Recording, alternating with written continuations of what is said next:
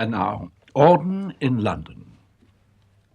At the Poetry International last year, W.H. Auden was received with special acclaim, not only for his poetry, but also to welcome him on his return to England. In tonight's recording of the occasion, he reads a group of recent poems. And now I'd like to introduce the poet without whom the Poetry Festival really could not have existed and wouldn't exist, W.H. Auden.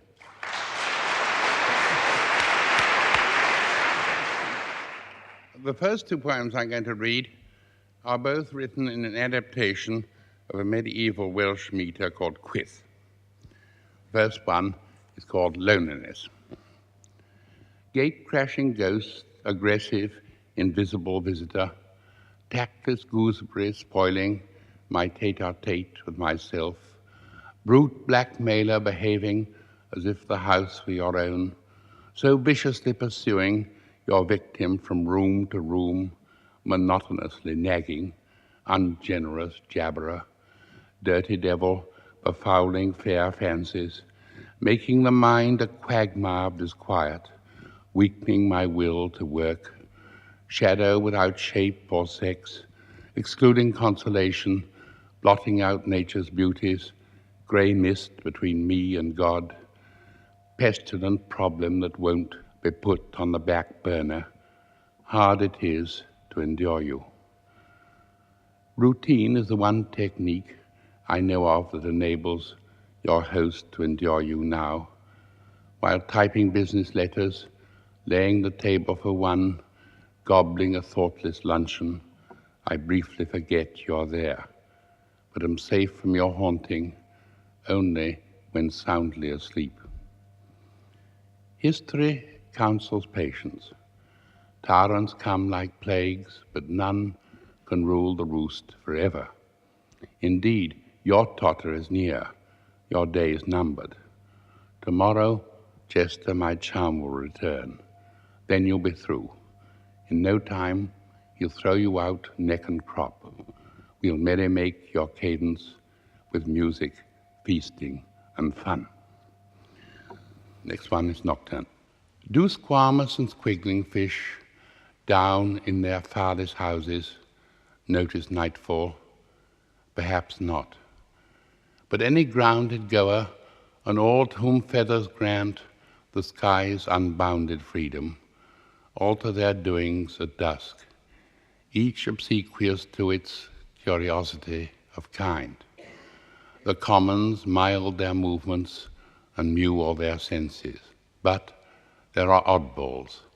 For instance, the owl and the pussycat, as soon as day has thested, increase their thinking and jaunt to kill or to engender.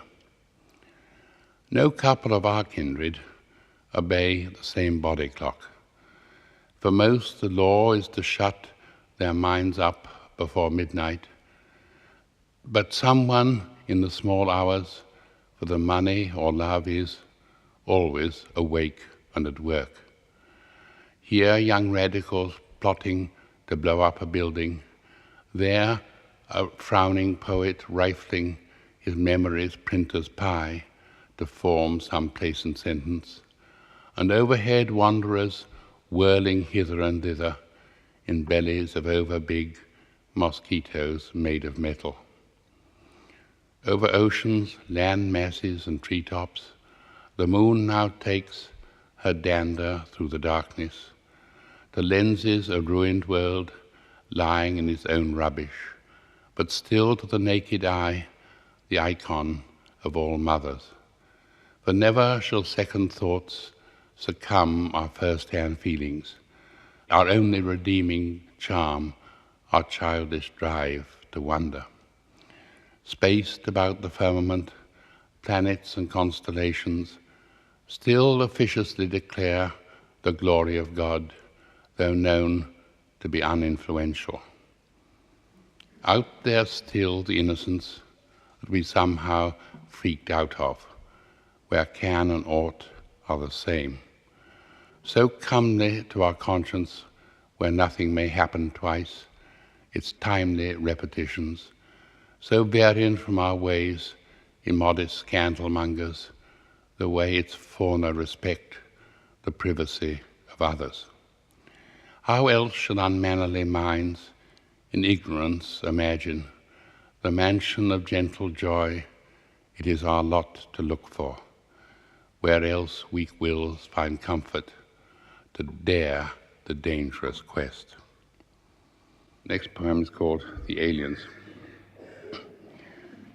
Wide though the interrupt be that divides us, runers and counters, from the old world of the plants, all lapped in a tolerant silence, where by the grace of chlorophyll few of them ever have taken life, and not one put a skeptical question, we nod them as neighbors, who to conclude from their friendly response to a gardener's handling, like to be given the chance to get more than a self-education. As for the hot-blooded beasts, we didn't need Darwin to tell us horses and rabbits and mice are our cognates, the double-voiced songbirds, cousins, however removed. Unique as we seem, we too are shoveled out into the cold, poodle naked, as male or as female, grab at and gobble up proteins, drop dung, perform the ungainly brute with two backs, until dared and dodded by age we surrender, lapse into stagnant stuff. While they, by retaining a constant, visible shape through a lifetime, accord with our human idea of having a self. They too we cannot but fancy appearing at a horizon as we do, aware of, however obscurely, more than they must be concerned with, and vaguely elated at being someone who's up and about. Yes, even their humblest of surely knows the few steps on the hazardous foreright to courage, utterance, joy, and collateral love. That is why in our folk tales toads and squirrels can talk, in our epics the great be compared to lions or eagles or foxes. But between us and the insects, namely 9/10 of the living, there grins a prohibitive fracture empathy cannot transgress. What saint made a friend of a roach or preached to an anthill? Unrosed by a shame, unendorsed by a sorrow, blank to a fear of failure, they daunt alike the believer's faith in a fatherly providence and the atheist's dogma of random events.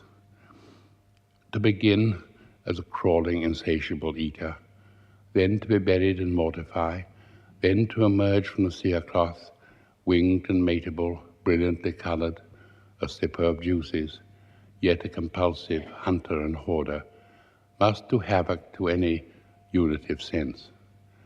To insert them, excuse those unamiable towns where sex is reserved for the few and the many animate toolkits perish from overwear.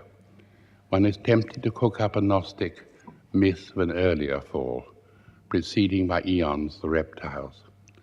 Adam, a crab-like creature, who had just wriggled out of a steamy ocean where he had failed at making a living and now lay moribund, choked on a shore without song. Unto whom the seducer, not our romantic Satan, but a clever Cartesian archon, coaxingly thus: "Not doing very well are you, poor deathling? No, and unlikely to do any better, thanks to the schemes of we know whom. He's a precious, but logic was never his forte. Freedom may manage in heaven with incorporeals, but for ghosted, extended matter, the consequence is to be doomed to err where an error is mortal. But trust me and live, for I do know clearly what needs to be done. If I program your ganglia for you, you shall inherit the earth." Such a myth, we all know, is no answer. What they mean to themselves or to God is a meaningless question. They to us are quite simply what we must never become.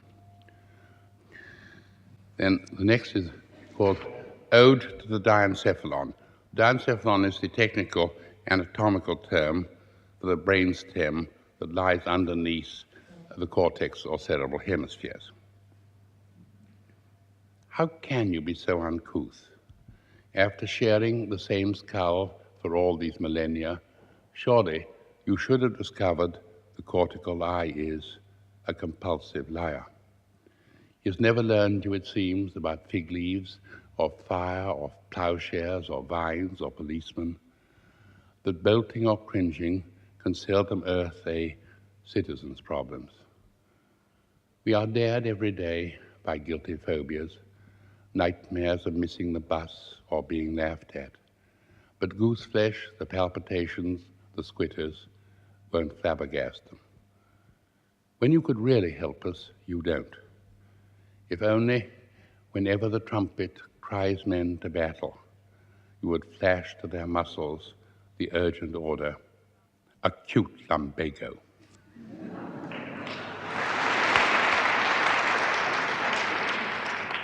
The next is called A Lullaby.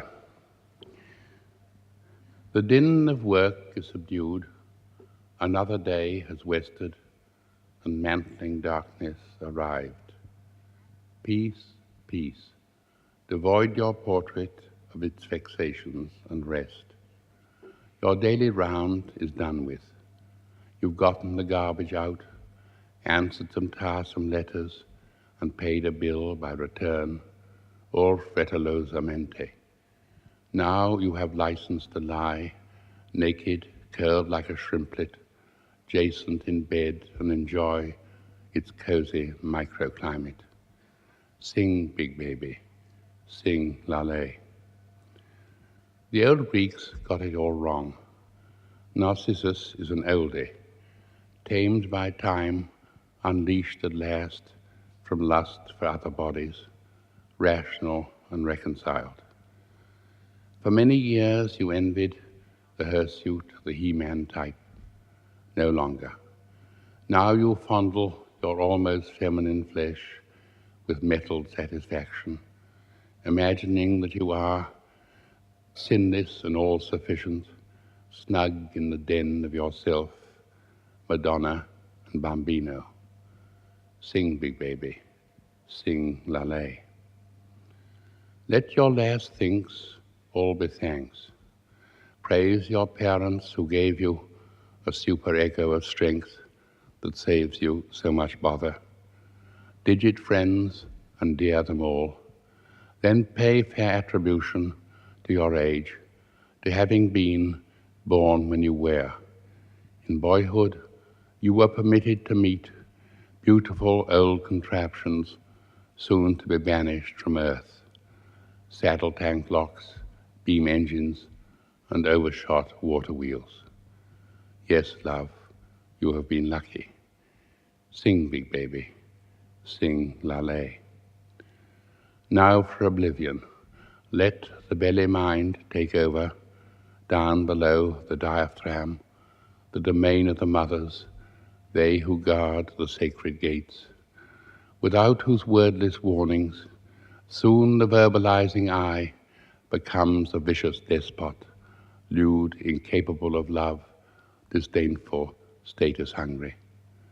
Should dreams haunt you, heed them not, for all, both sweet and horrid, are jokes in dubious taste, too jejune to have truck with. Sleep, big baby, sleep your fill.